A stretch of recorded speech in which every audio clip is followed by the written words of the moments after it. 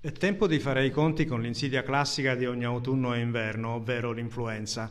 Come sarà quest'anno? Per chi e per quanti è consigliata la vaccinazione? Sono questi i temi della campagna anti-influenzale dell'UL6 Euganea. Ce la spiegano le dottoresse Anna Pupo e Lorena Gottardello del Dipartimento di Prevenzione della stessa ULS6. Come ogni anno ci attendiamo che l'influenza compaia dopo le vacanze di Natale, quindi l'epidemia si inizierà a evidenziare nel mese di gennaio con un picco nel mese di febbraio. E non sappiamo come sarà quest'anno l'influenza, potrebbe essere abbastanza mite come negli ultimi 2 anni oppure avere una forma più importante.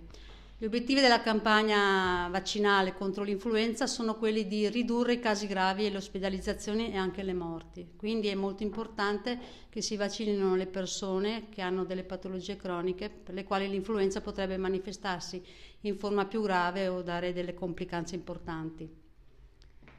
La campagna vaccinale antinfluenzale è iniziata in questi giorni, continuerà per tutto il mese di novembre e anche il mese di dicembre.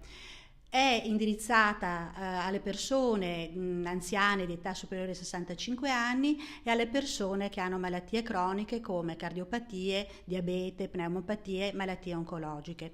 Importante è anche la vaccinazione del personale sanitario, di tutto il personale sanitario, proprio per proteggere le persone ammalate.